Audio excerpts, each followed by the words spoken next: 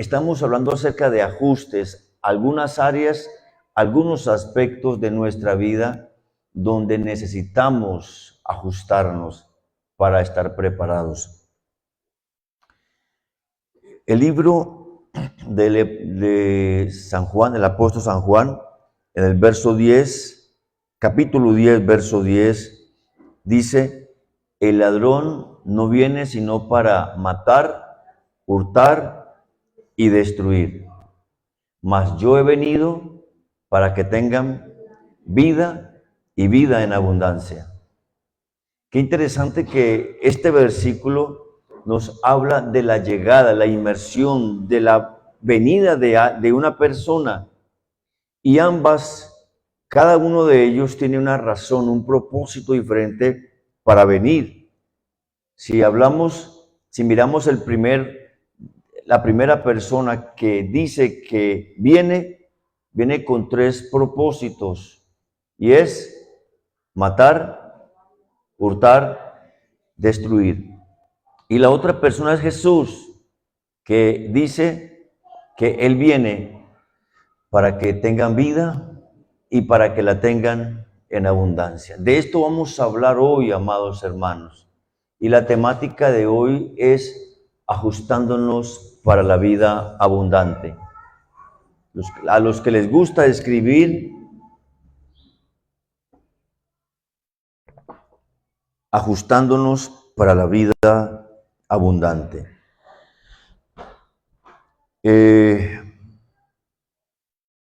Orando al Señor por esto que quiero compartir con ustedes, Dios comenzó a mostrarme muchas cosas con respecto a lo que el diablo, el ladrón, está haciendo. Y quiero invitarles a que ustedes me ayuden a participar. ¿De qué formas? Ojalá los intercesores no mencionen todavía los demás. ¿En qué maneras cree usted que el ladrón ha venido a Colombia para matar, hurtar y destruir? Quiero escucharles. ¿En qué maneras? Secuestros, drogadicción, más prostitución, extorsión, violencia. ¿De qué manera? Estafa, asesinatos, ¿cómo? Corrupción. O sea, cuando uno mira a nuestro país y hace un diagnóstico de cómo está Colombia, oye, pareciera que de verdad el ladrón sí vino. Pero lo más terrible no es que vino, sino que se quedó. Y lo peor de que se haya quedado es que está ejerciendo su ministerio de muerte, de robo y de destrucción. En eso me ha tenido el Señor esta semana, pensando, orando, ¿sí? Y a la hora de mirar cómo la iglesia está preparándose para un avivamiento. Porque pareciera que lo que fuera más notable, lo que fuera más evidente, es lo que es el ministerio del inicuo, del ladrón, ¿verdad? Encienda su televisor. ¿Qué es lo que usted escucha? ¿Qué es lo que usted ve por las redes sociales? ¿Qué es lo que escucha por las emisoras? El ministerio activo del ladrón. Y lo dijo Jesús hace 2000 años, 2025 años. El ladrón no vino sino para matar, hurtar y destruir. Y estando en esto, hermanos, me llegó una invitación con respecto a 24 horas de guerra, más bien un video, con soldados, con ejército, con helicópteros, y luego con la Plaza de Bolívar. Y eran 24 horas de guerra espiritual por Colombia. Y me pongo a mirar para cuándo era eso, y eso fue ayer. Ayer se reunieron en Bogotá más de 100,000 personas. a clamar por Colombia, a orar por Colombia, a hacer guerra por Colombia. Y dentro de la emisión que pasaron en vivo, me la han enviado y he leído, he escuchado una parte, he visto una parte de ese momento tan hermoso en Bogotá. Y permítanme una acotación. Iglesias o mega iglesias en Bogotá que años atrás cada una era ocupada en su reino, su propio proyecto de crecimiento en megas iglesias. Pastores que uno ha conocido y les preocupaba poco la unidad, la asociación de pastores. Y sí, iglesias muy hermosas, con mucha unción, con mucha bendición, con muchas señales, pero poco compromiso con la visión del reino, pensando en país, pensando en unidad. Y ver esta cantidad de pastores unidos ahora, bueno, no hace poco, ya hace algunos años, a quienes Dios les ha llamado a orar por avivamiento, pero no como una iglesia, no como un hombre, sino como un pueblo, como una sola iglesia. Y permítanme compartir algo que un pastor llamado Eduardo Sánchez, que vive en España y tiene iglesias muy lindas en Bogotá y en Colombia. Este pastor en el 2022 estaba volando menciona él, de España para Colombia, y allá en los cielos Dios le habla y le dice que el diablo puso sobre Colombia una serpiente con 4 cabezas. Usted dirá, ¿qué es eso? Y le definió específicamente cada una de las cabezas. Le dijo, la primera cabeza, independientemente del orden, es el narcotráfico. Y le decía al Señor, y cuenta él, expresa, todo en este país está untado con narcotráfico. Los gobernantes, la economía, la salud, todo. Está tan untado con narcotráfico, tan influenciado por el narcotráfico, que en estos días el presidente dijo que habrá una ley donde si una persona lo capturan con un cargamento de 100 kilos de cocaína y él aduce que es adicto y que es el consumo para todo el año, no le pueden detener ni confiscar el cargamento. Eso textualmente está en internet, lo dijo el presidente. Entonces, a ese nivel el narcotráfico se ha tomado a nuestro país.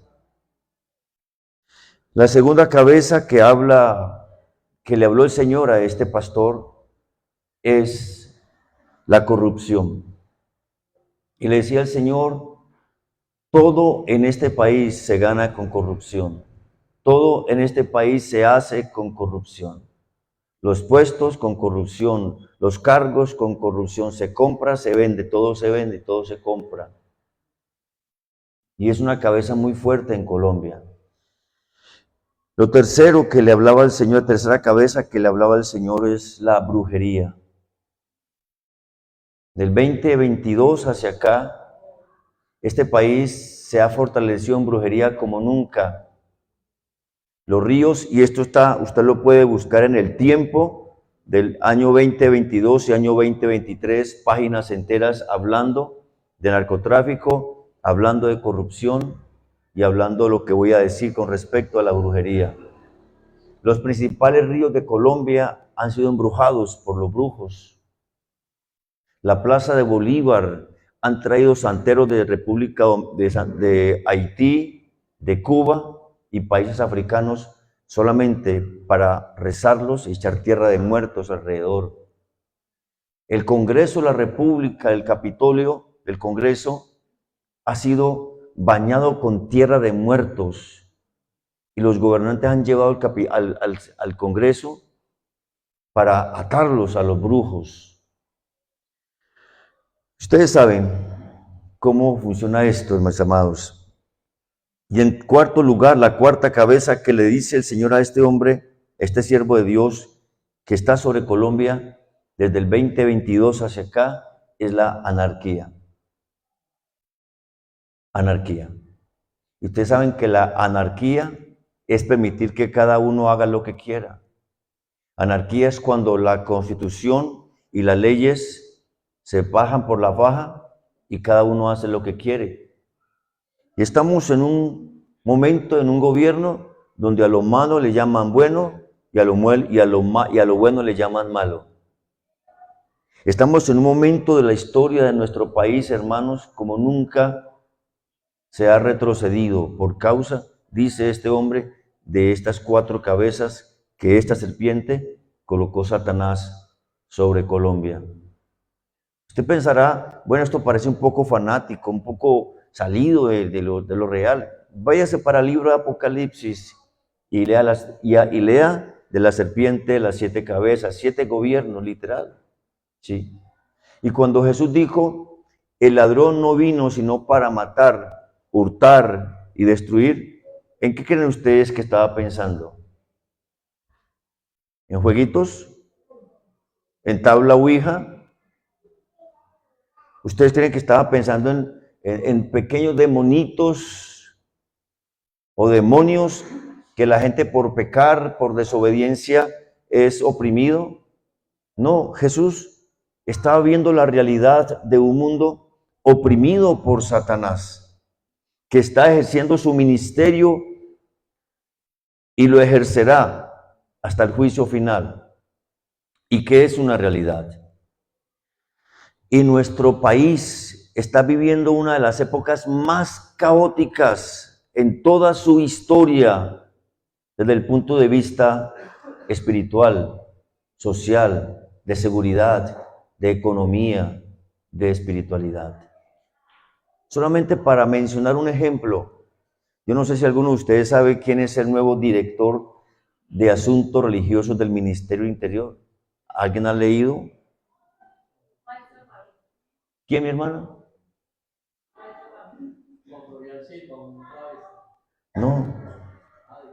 No. Es un hombre que pertenece a las filas de Hamás. Es un hombre que aborrece al pueblo de Israel. Es un hombre que compró títulos para hacerse pasar por rabino y ha engañado al Congreso de los Estados Unidos, ha engañado al Congreso de Colombia y ha engañado a tanta gente con un poco de sartas y mentiras. Y lo colocaron a dirigir la Oficina Nacional de Asuntos Religiosos. ¿Qué creen? ¿Por qué razón cree que ese hombre está ahí? El ladrón no vino sino para matar, hurtar y esto. Solamente pongan en internet, YouTube y busquen los videos. Todo lo que este hombre es una farsa, no tiene documentación legal con respecto a los títulos que dice aducir, a todos los reconocimientos, a todos los cargos y muchas de las cosas que ha estudiado son pura falacia. No ha podido demostrarlo. Y desde los pastores, un constitucionalista le envía al Ministerio Interior un derecho de petición para exigirle a este hombre a que demuestre todo lo que él dice que es y que ha estudiado. Y si no, vendrá una tutela. Perdónenme que hoy esté hablando un poquito tan abiertamente con respecto a la parte de gobierno, pero es que la iglesia a veces estamos tan opacados, tan dormidos, tan aletargados, que parece que no nos importa qué está pasando fuera de nuestro hogar, nuestro trabajo, nuestra vida. Y la segunda parte de lo que Dios le decía a este siervo del Señor, y que ahí toca mi vida, es que le decía el Señor a él, eso fue en el 2022, le decía, estamos a una oración del más grande avivamiento y último avivamiento en la historia de la humanidad. Quiero unir esto que voy a decir a una palabra que dio la profeta Cindy Jacobs, seguramente muchos de ustedes la conocen. Está el video, creo que algunos lo envié en el grupo, me lo envió Mario Díaz. Estuvo en Cartagena, en la iglesia del pastor Miguel Arrazola, perdón, una iglesia muy hermosa y tiene iglesias en Estados Unidos, hablando acerca del avivamiento, acerca de la necesidad de la iglesia de despertar y cómo Dios va a utilizar palabra de Dios para la profeta Cindy Jacobs, que Dios en Latinoamérica va a usar a Colombia y que desde Colombia va a provocar el avivamiento para América Latina. Y va a comenzar por Cartagena, no por Bogotá. Y daba las razones por qué lo hacía. Y dentro de esto de cómo Satanás está como ladrón, hurtando, matando, destruyendo, daba solamente 2 ejemplos en Estados Unidos. Uno, los 2 estados de mayor cantidad de cristianos en todo el país. El primer estado de mayor cantidad de cristianos es Texas, y su gobernador es un cristiano evangélico, practicante de la palabra de Dios. Pero el segundo estado de mayor número de cristianos es California, pero es el estado de mayor corrupción, de mayor idolatría. Y solamente en California existe esta ley, escúchenme. A los padres se les permite que si tienen un niño y después de nacido no lo quieren, tienen hasta 28 días para asesinarlo, después de nacido. Es como coger a Abigail y el hermanito, el esposito no quiso a Abigail, no, yo no la quiero. La encierran en un cuarto y la dejan morir de inanición. ¿Eso es legal? En un estado donde hay una gran cantidad de cristianos. ¿Por qué llevo todo esto, amados hermanos? Porque es cierto que viene un avivamiento. Es cierto que Dios ha estado actuando y como estamos aprendiendo, el Señor está trabajando. Dios está obrando. Dios tiene un plan para nuestro país. Dios tiene un plan para Sevilla. Dios tiene un plan para cada iglesia, para cada pastor, para cada creyente. Dios tiene un plan. Pero Dios espera que usted sea parte de ese plan. Que si el Señor dice estamos a una oración de un avivamiento, usted y yo seamos parte de esa oración por un avivamiento. Y el Señor le mostró al pastor Eduardo Sánchez que el diablo había soltado sobre la iglesia de Colombia un espíritu de adormecimiento y aletargamiento sobre la iglesia y todo el país. Y el Señor le decía, aquí a nadie le importa lo que está ocurriendo. El gobierno hace y deshace, los políticos hacen y deshacen, los violentos hacen y deshacen, aquí como que a nadie le importa. Porque la iglesia y este país está aletargado, está dormido. Y dentro de la locución que hizo en la Plaza Bolívar ayer, él desafiaba a que la iglesia se levantara a orar por las fuerzas vivas de nuestro país, especialmente en 5 aspectos, en cinco áreas específicas. Él decía, iglesia, levántense a orar por las fuerzas militares. Porque están puestos por Dios, Romanos capítulo 13. El que tiene espada, dice el apóstol Pablo, está puesto para defender la institucionalidad, para defender la soberanía de una nación. Pero cuando una nación pierde su soberanía, su institucionalidad, las fuerzas militares pierden su fuerza. Y en Colombia nuestras fuerzas militares en estos 2 últimos años han perdido tanta fuerza, de tal forma que los violentos han vuelto a expandirse por muchos lugares, urbanos y suburbanos. Es impresionante, porque las fuerzas militares están adormecidas, ya sabemos por qué.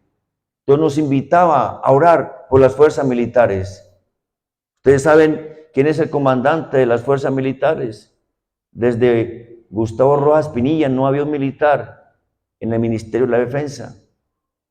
Pero esta persona que aparece como ministro de Defensa militar Pasó de solamente ser coronel a brigadier general y a ministro de defensa, saltó por encima de todos los que habían antes que él, violando los derechos constitucionales, solamente porque la mente de un presidente quería tener a alguien para poder controlar las fuerzas militares. Amados, hay que orar por las fuerzas militares. Hay que orar, por favor, hay que orar por las fuerzas militares. ¿Ustedes saben quién gobierna en Venezuela? Las fuerzas militares controlan el país por causa de un presidente. En Cuba, las fuerzas militares controlan el país por causa de un presidente. Pierden su sentido, su proporción, para qué están puestas las fuerzas militares. Pero en segundo lugar, hay que orar por el Congreso de la República, la fuerza viva que es la que legisla, mis amados. Ustedes saben todo lo que se aprueba o se desaprueba en el Congreso. Todas las leyes en favor de la muerte, en favor del pecado, en favor de la pérdida de valores. ¿Y cuántas leyes se están agendando para permitir una cantidad de cosas destructivas a nuestro país? Es el ejercicio del inicuo, el ladrón que vino a matar, hurtar y destruir. Y nos pidió orar por la parte judicial, por las cortes, por la fiscalía, por todos los que aplican las leyes, para que se levanten hombres con el temor de Dios, a aplicar la ley correctamente, con justicia. Y nos pedían orar también, amados hermanos, en quinto lugar, hermanos, cuarto lugar, por los medios de comunicación. Que los medios de comunicación se despierten a ser profetas. Porque los medios de comunicación son como profetas seculares. Son los que dicen lo que tienen que decir. Son los que rechazan lo que no creen que es correcto. Y me parece que hay que orar, hermanos. Y lo último es la iglesia, llamado a orar por la iglesia. Y ahí es donde voy a terminar mi predicación esta mañana, porque ya es un llamado para usted y es un llamado para mí como hijo de Dios. Están llegándome invitaciones, hermanos, de muchos departamentos, de muchos pastores y asociaciones a orar por avivamiento. Y eso comenzó hasta hace poco. Unámonos en esta jornada 24 horas. Hay un programa de orar 14 días. Hay un programa para orar 14 meses, todos los sábados a tal hora, 24 horas, para orar por avivamiento. Les pregunto, ¿ustedes creen que esto es de Dios o no? Amén. Y me siento emocionado. Porque mientras más pastores, mientras más iglesias, mientras más asociaciones, mientras más ciudades estemos orando por avivamiento, ocurre lo que Jesús dijo en Juan 10:10, la parte B. ¿A qué vino Jesús? A dar vida y vida en abundancia. La vida en abundancia no se da por una religión. La vida en abundancia no se da por un movimiento político. La vida en abundancia no se da por un gobernante. La vida en abundancia no se da por una empresa, un proyecto. La vida en abundante solamente se encuentra en una persona que vino. Vino uno, dijo él, a robar, matar, hurtar y destruir. Pero luego se pone en contraposición, pero yo he venido a que tengan vida y vida en abundancia. La pregunta es, ¿quiénes? ¿Quiénes? Los que están siendo matados, robados y destruidos. Y uno podría espiritualizar esto de muchas maneras y tratar de aplicarlo.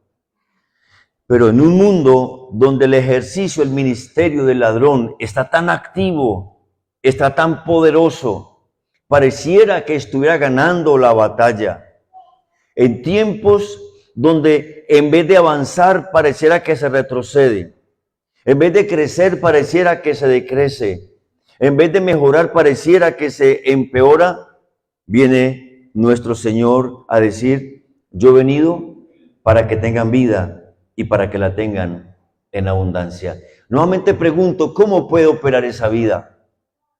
¿Cómo puede operar esa vida? ¿De qué maneras, hermanos? ¿A través de quién? La iglesia. ¿A quién puso Jesús en la tierra para esa vida que Él vino a traer en abundancia se pueda disfrutar, se pueda vivir? La iglesia.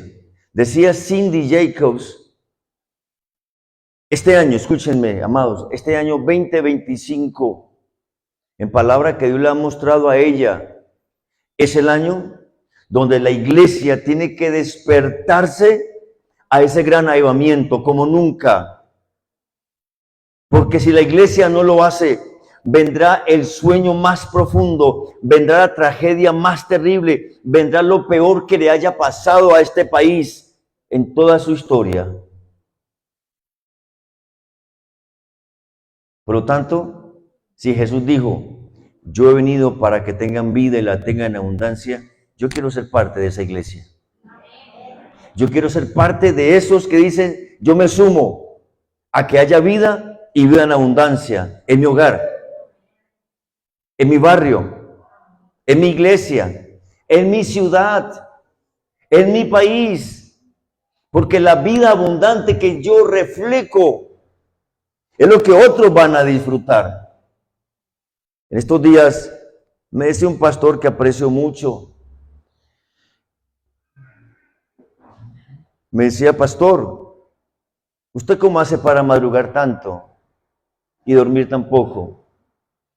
Quiero decirlo con toda humildad.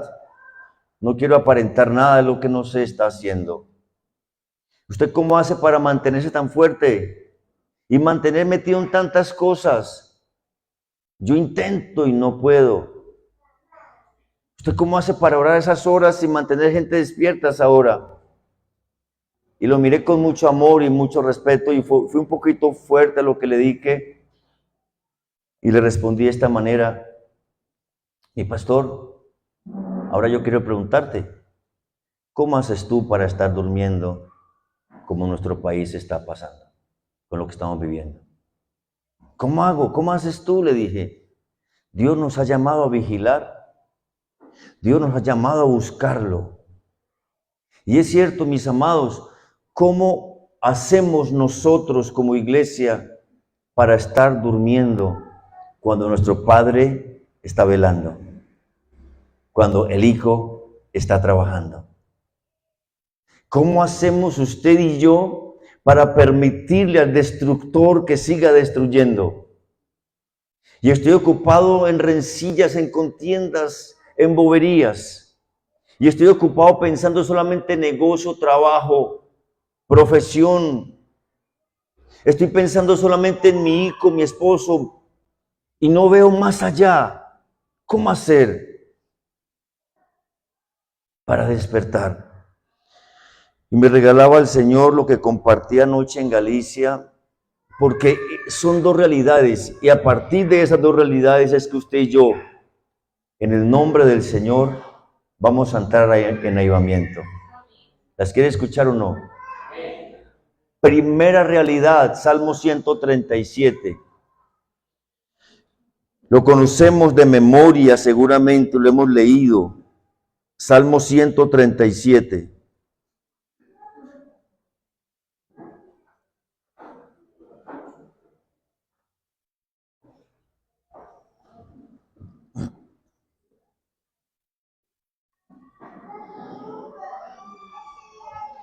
Dice, junto a los ríos de Babilonia nos sentábamos y aún ahí llorábamos acordándonos de Sión. Mírenme acá, hermanos, quiero hacer algunas pausas mientras leo, porque esto que esta mañana estoy trayendo a la iglesia es muy profético, muy fuerte. Hay un dicho coloquial que dice: todo tiempo pasado fue mejor. ¿Por qué? Porque cuando yo le hago una lectura a mi hoy, pareciera que mis hijos no habían crecido y no han entrado a la droga. Mi hija no salió de la casa y llegó embarazada. Mi hogar no se había destruido. Ayer no había cometido los errores que cometí o que cometí hoy. Pareciera que ayer la economía estaba mejor. Porque a veces vemos la vida con la lupa del pasado. ¿Recuerdan a Israel cuando estaba en el desierto? Les daba hambre, les daba sed. ¿Y qué decían ellos? ¿Cómo añoramos esas carnes, esos guisos, esas cebollas, esos puerros, esas yucas, esas papas? ¿Cómo comíamos de bien y ahora aquí estamos a punto de morir de hambre? Mis amados, cuando se está en desgracia, es más fácil sentarse a llorar, a pensar por lo que ayer tuve que estaba mejor. No importa si estabas en Cristo, pero ayer estaba mejor. Mi hogar no se había destruido y estabas en Cristo en el mundo, pero hoy que estoy en Cristo, mi hogar se destruyó y me acuerdo cuando yo vivía bien. Me acuerdo cuando tenía y cómo añoro el ayer y lloro por el ayer. Sobre los sauces, en medio de ella, colgamos nuestras arpas. Y los que nos habían llevado cautivos nos pedían que cantásemos. Y los que nos habían desolado nos pedían alegría, diciendo: cantadnos algunos de los cánticos de Sión. ¿Cómo cantaremos cántico de Jehová en tierra de extraños? Algunos recordamos ayer ministerios fructíferos, cuando estábamos consagrados, cuando estábamos comprometidos, cuando le servíamos al Señor, cuando teníamos un buen negocio, una buena empresa, cuando tenemos una buena familia.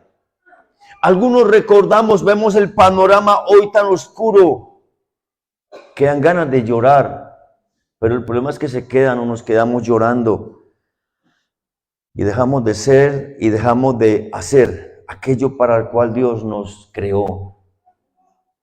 Dejamos de usar las arpas que Dios nos ha entregado para adorarlo, para honrarlo, para servirle y para que muchos conozcan de ese amor maravilloso. Colgamos las arpas, decían ellos, y aún la gente le decía: por favor, cántenos de esas canciones alegres de ustedes. Queremos una fiesta donde se hable de ese Dios de ustedes. Qué impresionante los pájaros tirándole a las escopetas. Los cautivadores, los depredadores, pidiendo a los depredados que hablen, que canten, que celebren, que le sirvan a Dios. ¿No le ha pasado? ¿No le ha pasado? Que a veces son los paganos, los impíos, los que nos desafían a que hagamos lo que tenemos que hacer y a que seamos luz. ¿Cómo cantaremos cántico de Jehová en tierra de extraños? Si me olvidare de ti, oh Jerusalén, pierda mi diestra su destreza, mi lengua se pegue a mi paladar, si de ti no me acordaré, si no enalteciera a Jerusalén como preferente asunto de mi alegría. ¿Cómo pensamos, hermanos, de nosotros mismos? Escúchenme, está un pueblo cautivo. Está un pueblo sufriendo la cautividad. Ustedes conocen la historia, ¿verdad? Cuando viene Nabucodonosor, rey de Babilonia, y envía sus ejércitos para destruir, para saquear, para matar y para robar.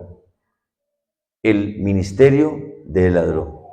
Y pónganme en atención, ese pueblo, en ese momento de la historia, era un pueblo inexpugnable, sus murallas inexpugnables, un ejército imbatible, un templo como único en el planeta Tierra, donde se adoraba al único y verdadero Dios, un pueblo que contaba con el orgullo donde el único y verdadero Dios de todo el universo vivía ahí con ellos. Un pueblo donde tenían una gobernación, una legislación teocéntrica, un gobierno teocéntrico. Un pueblo que lo tenía todo para ser el mejor de la tierra, como efectivamente lo fue por mucho tiempo. La pregunta que me hago y les hago a ustedes, ¿por qué? ¿Por qué este pueblo entonces fue llevado cautivo? Y la pregunta que le hago y usted se hace, ¿por qué, Señor, si soy hijo tuyo, permites? ¿Por qué me pasa lo que me pasa? ¿Por qué estoy viviendo lo que estoy viviendo si soy pueblo tuyo? ¿Alguien sabe por qué este pueblo fue llevado cautivo? Primero, se olvidaron de su Dios. Segundo, se contaminaron con ídolos y ofrecían a Dios sacrificio y ofrecían a los ídolos sacrificio. Tercero, se contaminaron con los pueblos vecinos, dieron hijas paganas a sus hijos, hijos paganos a sus hijas.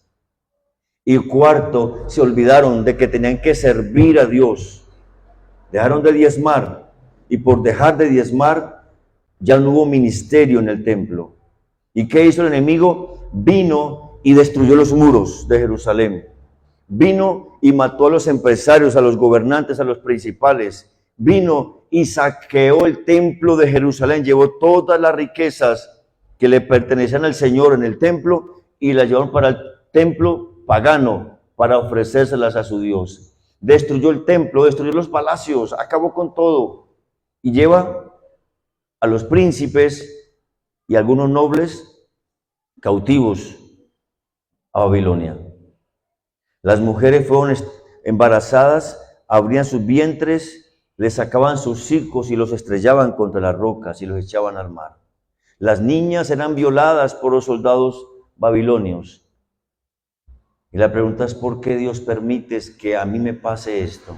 Y por eso este cántico de dolor, de amargura, es lo que sale del corazón de un pueblo que está sufriendo.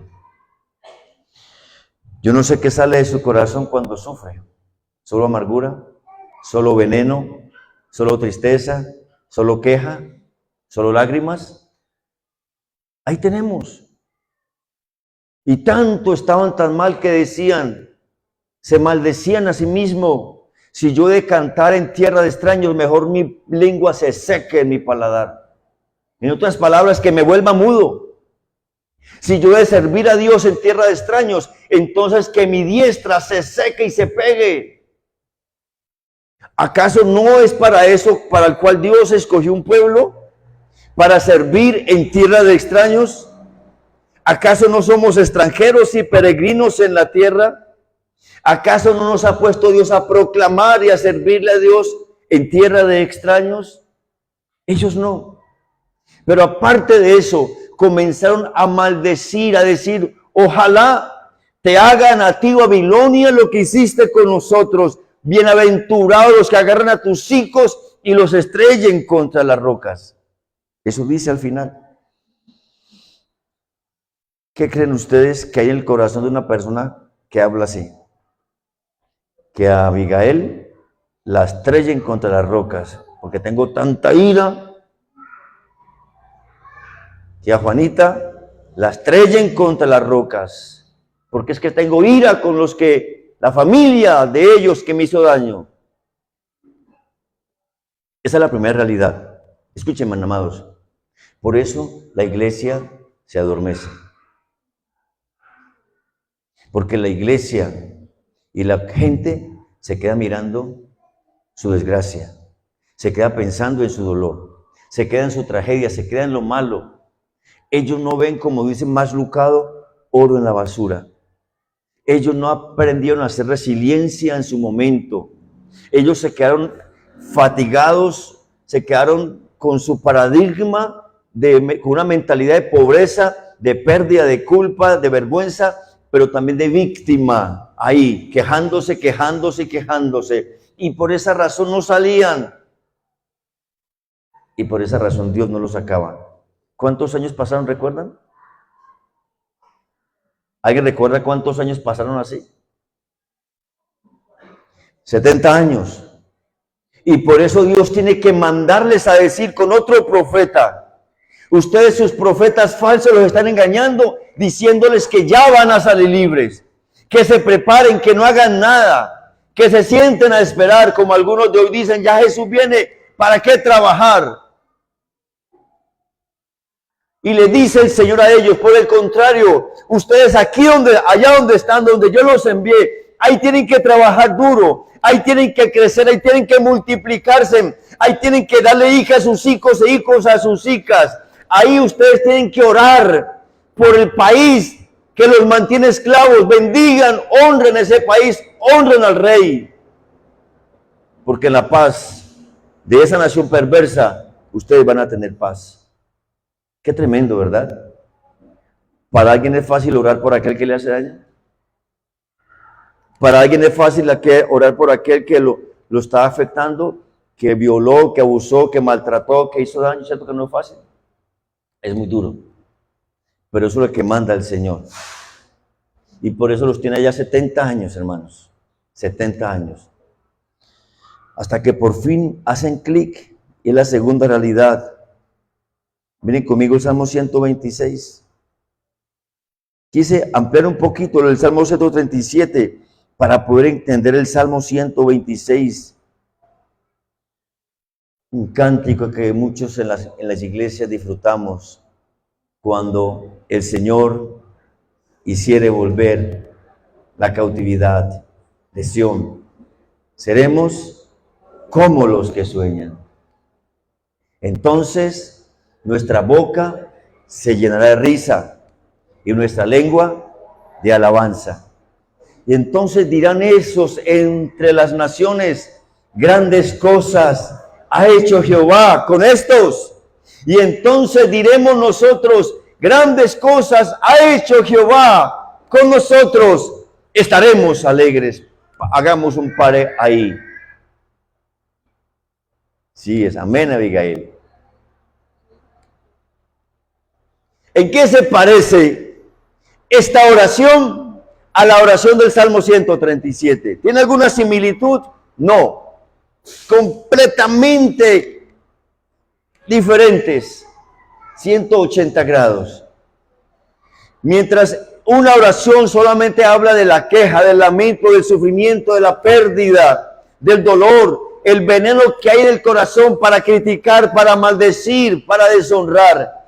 En esta segunda oración, un pueblo ha entendido que la única manera de poder salir de ese estado calamitoso es venir al Señor. Es un encuentro de amor con Él. Es confesar los pecados. Ellos están así porque pecaron, por idólatras, por desobedientes, por apartarse de Dios, por dejar al único y verdadero Dios. Y Dios en su amor los disciplina, los corrige para enseñarles de nuevo que pueden volver al amor. Cuando usted sufre, amados hermanos, cuando estamos sufriendo, es una oportunidad de Papá Dios que nos ama para venir de nuevo al encuentro del amor. Usted no sufre porque Papá Dios lo odia. A usted no le duele en su cuerpo porque Papá Dios lo odia. Su hogar no está como está porque Papá Dios lo odia.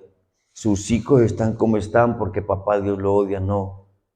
Él está usando eso para amarlo.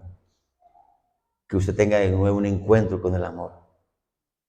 Que usted venga a su corazón. Que usted de nuevo allí en el desierto, como le dijo a su pueblo a través de Oseas, yo le llevaré al desierto y le hablaré de amores. Y le enamoraré en el desierto y le hablaré al corazón. Ahí en el desierto es cuando el amor de papá florece.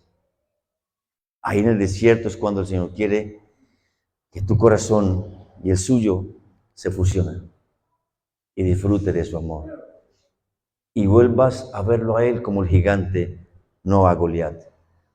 Y veas de nuevo a Él como el autor de la vida, no el de la muerte. El autor de que da, no el que roba. El autor del que edifica, no el que destruye. Y cuando eso ocurre, puedo cantar. Así está en cautividad. Así aún esté en el desierto, cuando el Señor hiciere volver la cautividad de Sión. Usted no tiene que anhelar lo que ayer tuvo, lo que ayer perdió. Usted tiene que anhelar es el nuevo avivamiento. Usted lo que tiene que anhelar es un jubileo que viene. Usted lo que tiene que anhelar es ver a sus hijos de nuevamente con el Señor.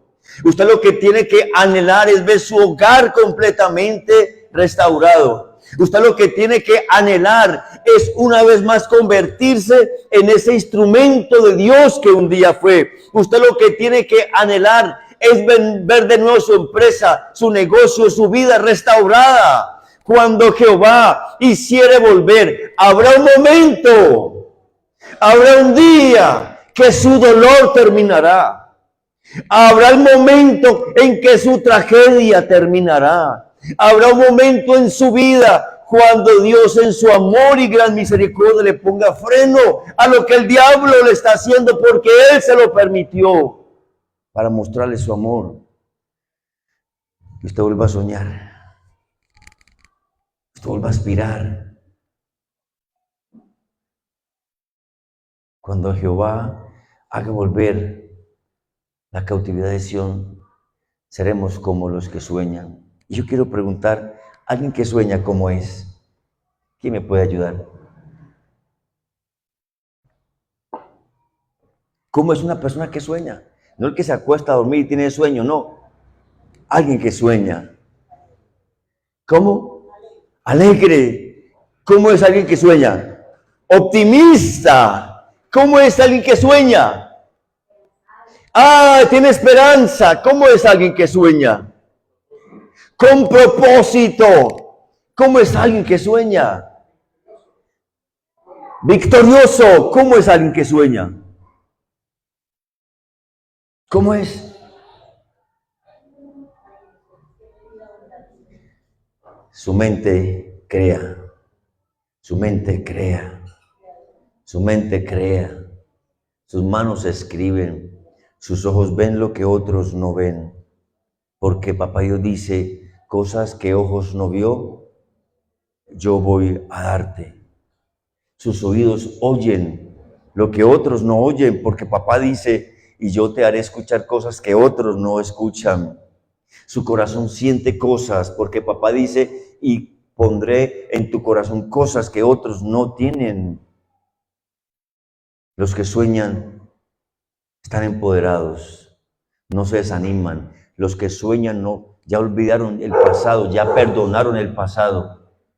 Los que sueñan, hermanos, no se quedaron estancados, tienen sus ojos puestos en el autor y el consumador de la fe. Y termino. Dirán estos entre las naciones, grandes cosas ha hecho Jehová con ustedes. Porque los que sueñan comienzan a evidenciar con frutos, con su vida, que están soñando, que han sido restaurados, que han sido perdonados, que han sido sanados, que han sido redimidos. Los que sueñan con su rostro evidencian que Dios está con ellos. Usted no me hable a mí que ama si en su rostro se ve la amargura. Usted no me hable a mí que perdone si a usted le cuesta perdonar.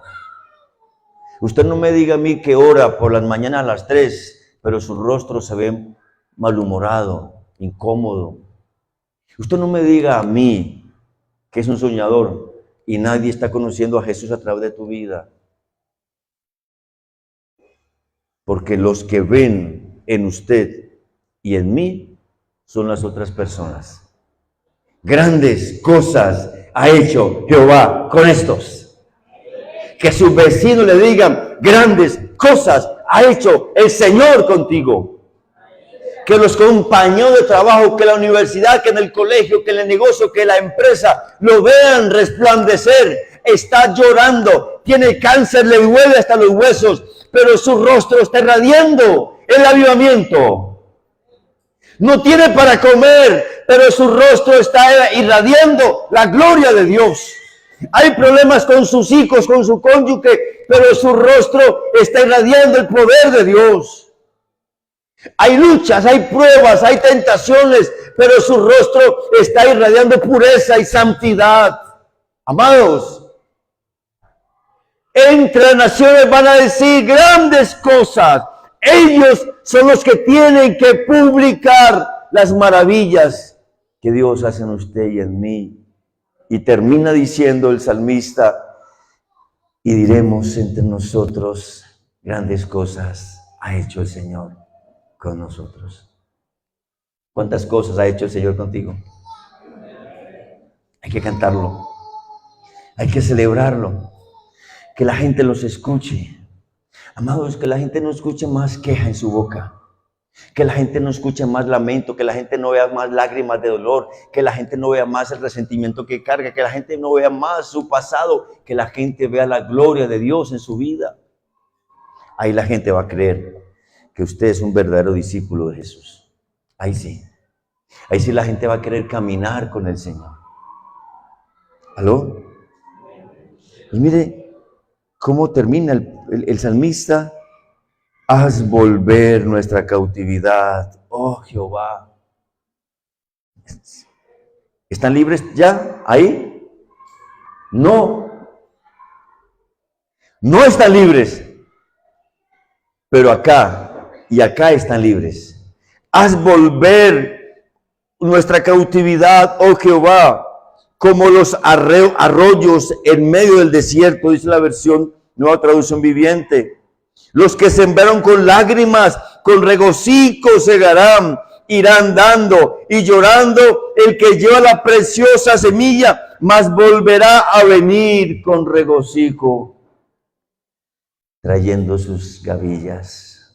Iglesia, mire, ven acá, el tiempo del dolor ha pasado. El tiempo de las lágrimas ha pasado. El tiempo de la pobreza, de la persecución, de la destrucción ha pasado. Esas lágrimas que usted sembró ayer, esas semillas que sembró por una vida triste, aburrida, afectada, Dios convertirá esas lágrimas para que mañana usted cante llevando la cosecha. Dios va a responder. Dios va a bendecir. Dios va a restaurar. Dios va a sanar, porque eres el Señor del avivamiento. Y mientras más usted ore por avivamiento, más cerca estará de Él, más escuchará su voz, más verá su gloria y más disfrutará de su amor. ¿Qué tal si se ponen de pie, hermanos, por favor?